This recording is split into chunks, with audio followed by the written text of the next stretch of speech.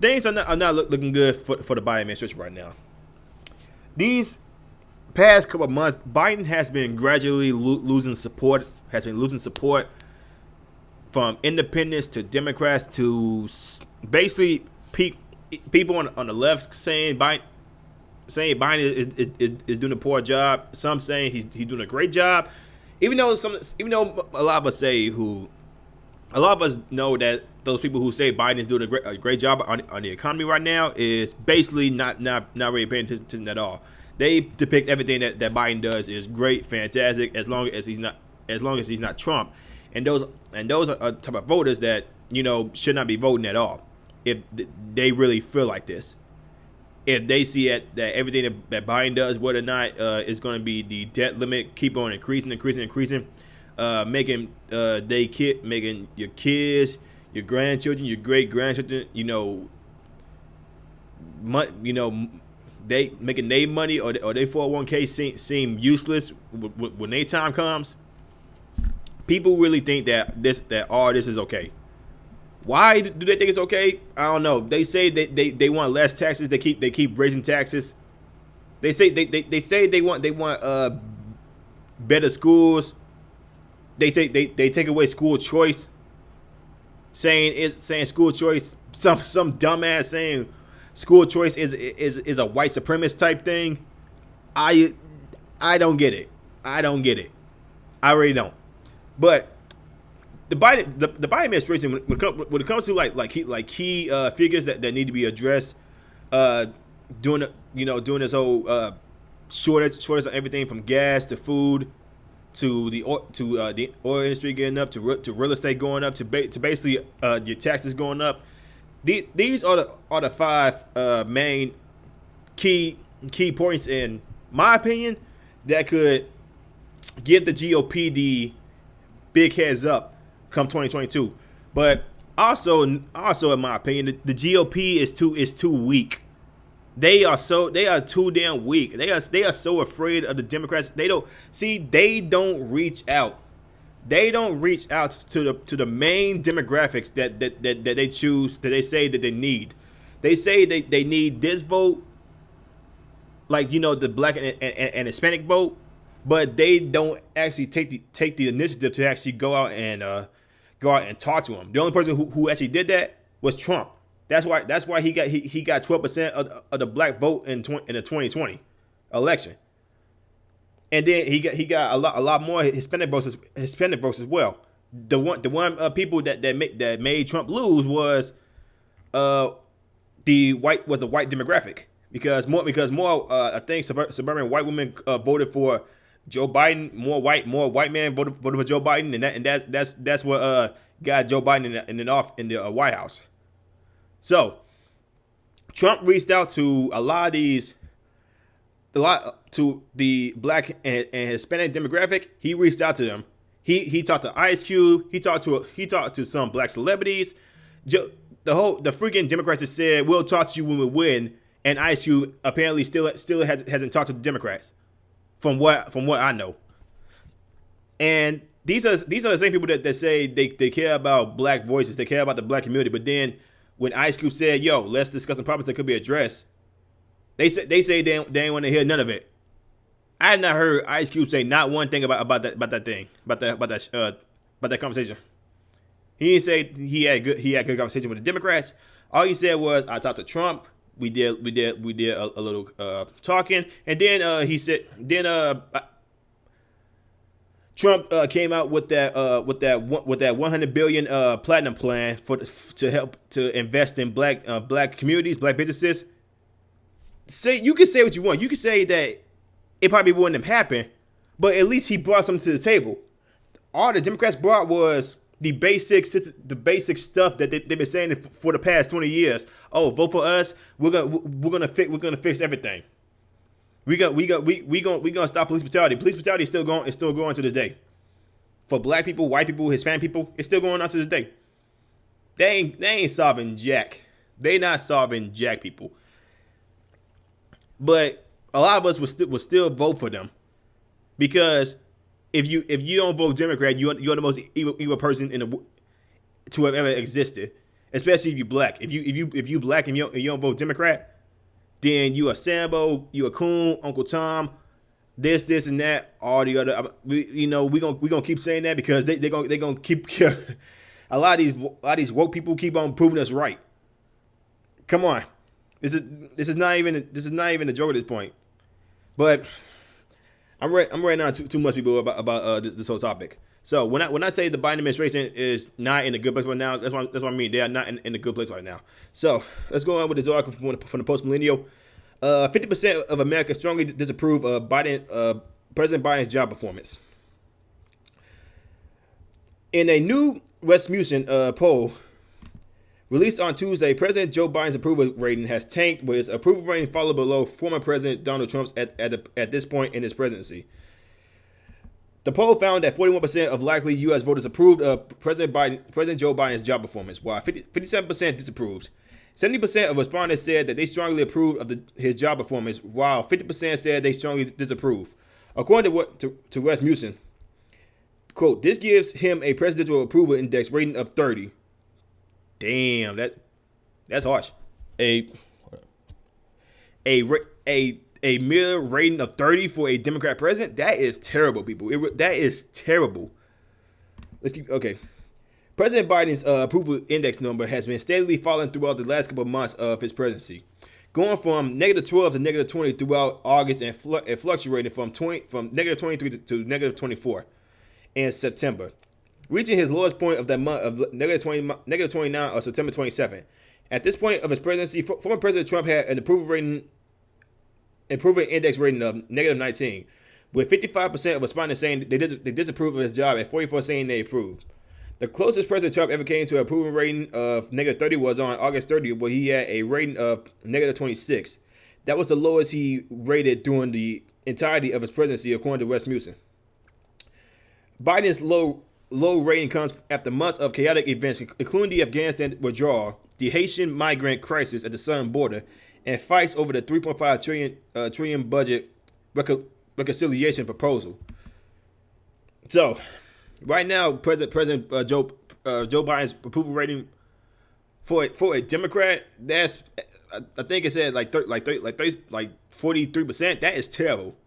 That is terrible.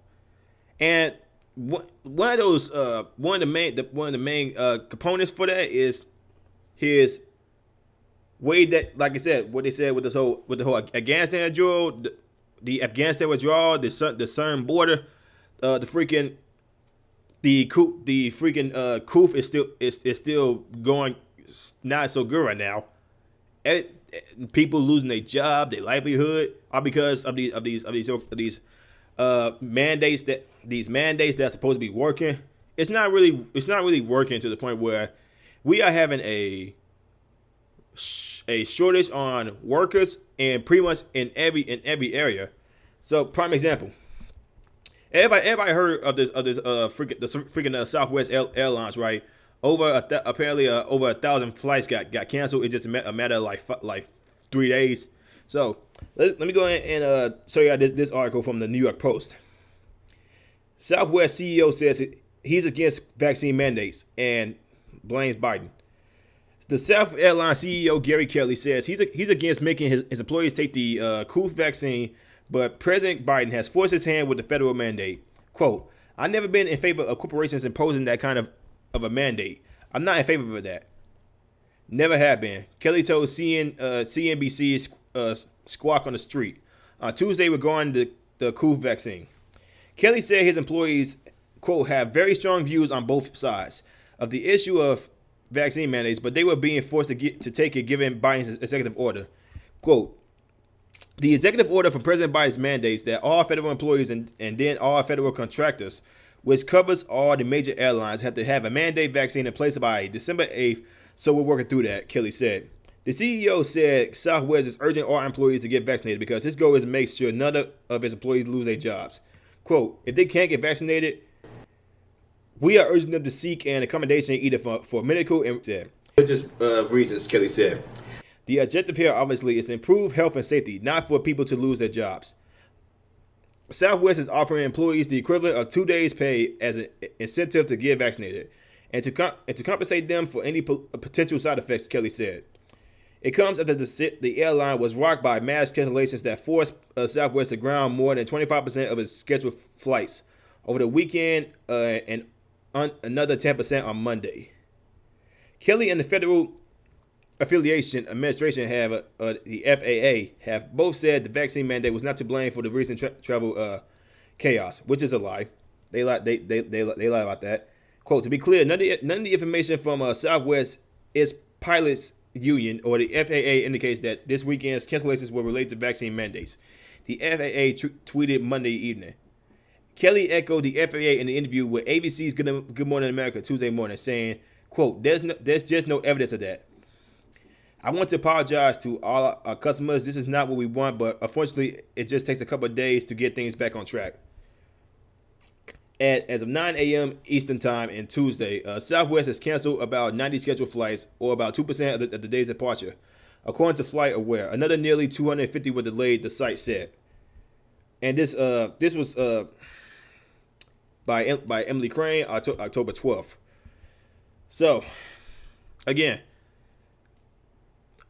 there's another shortage right there for workers, from retail to warehousing to apparently now the airline industry, plane industry.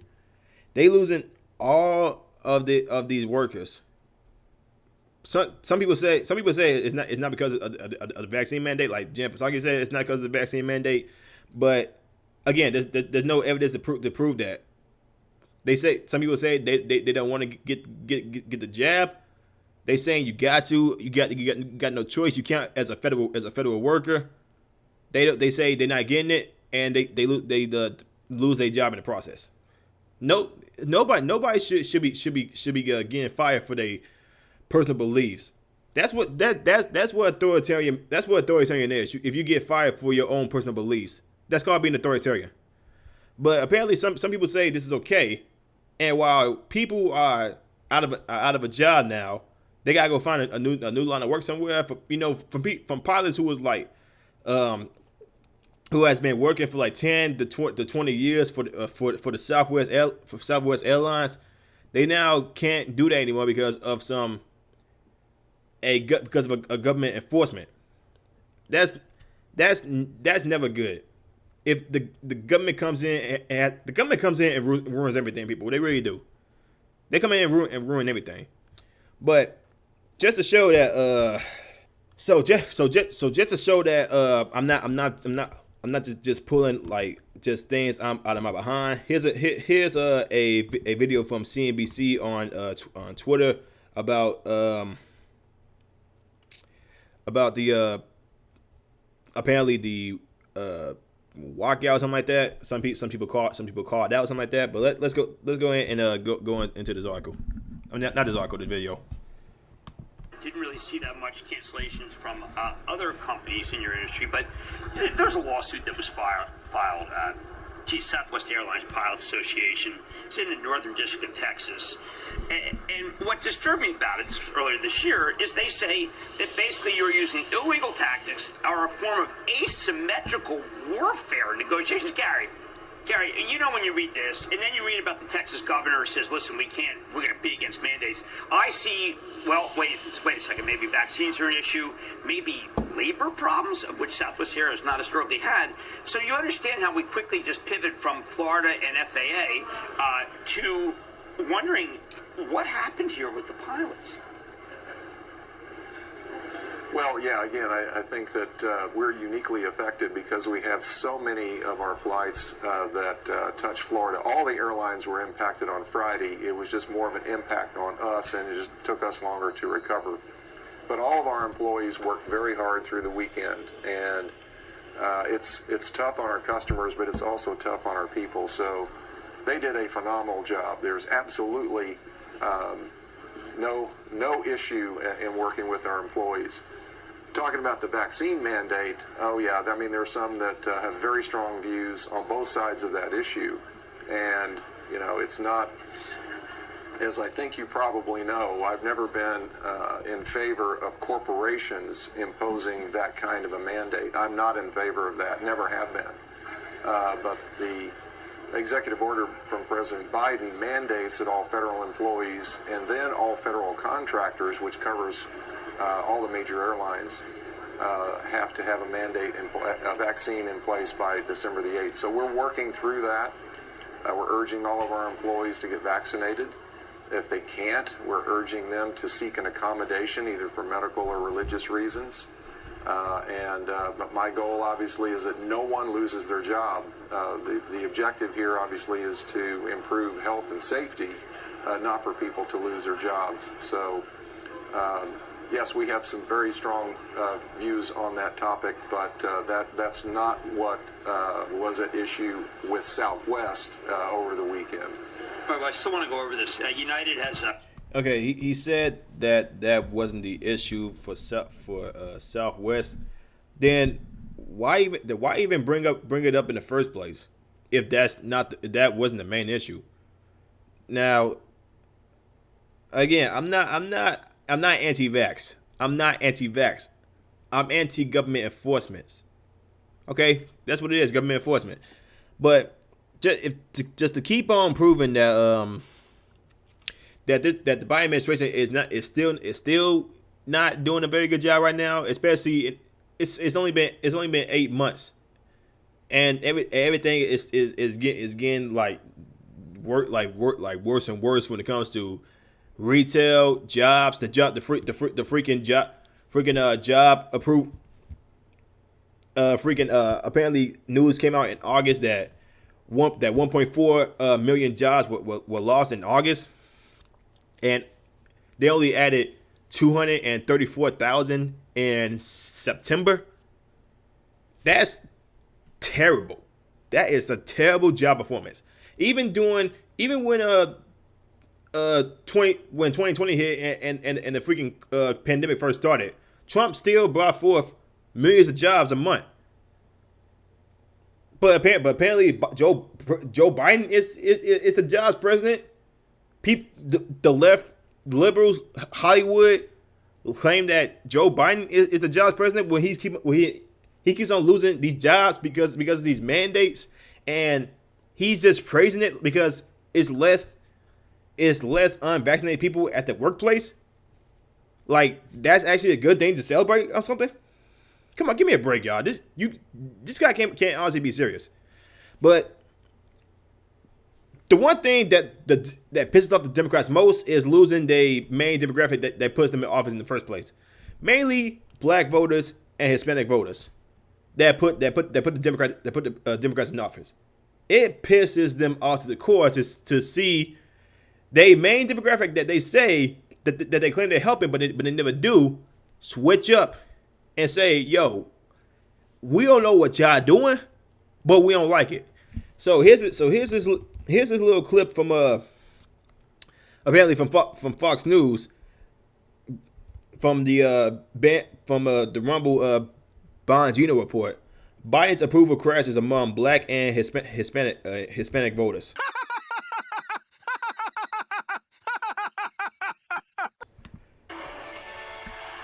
Welcome back. President Biden's approval rating tanking, specifically among Black Americans, Latinos, and women. In July, Biden was at 85% support among those groups, and you see on your screen there that number falling to 67% in September. Kelvin King, military veteran and small business owner in Georgia, is live with me now to try and explain what is going on here. First of all, thank you for your service to this country. Second of all, those numbers are pretty alarming. What do you see as the reason behind them? Yes, Jillian, thanks so much. They're not really alarming to me. I think what's happening right now is that the American people who voted for Joe Biden, they're waking up. They're finally waking up, and they're experiencing a bit of buyer's remorse, and especially in the black community. You know, the Democratic Party, they've taken the black vote for granted for years. We all know this. And the Biden administration, what they're doing right now is a bit embarrassing. I mean, we have vaccine mandates that are costing jobs in the black community. We have the debacle in Afghanistan, and our military members who are black are embarrassed about that. And we have a border crisis that's poorly managed. And don't forget about inflation. Inflation is hitting everybody in their pocketbooks. And black men, we want opportunity just like any other American. We want to be able to pursue our American dream, and we don't want handouts or special privileges. This is why I'm running. This is why I'm running to protect and preserve the American dream, which is the theme of my campaign. And I look forward to standing toe-to-toe with Senator. Anybody notice that more black people are running for the GOP? Anybody realize that more black people are running for Congress in the GOP, going against the Biden administration, against the Democrat plantation? Anybody realize that? There's a big turnaround going on right now that the people are not noticing. Represents Georgia. Yeah, the people are not noticing.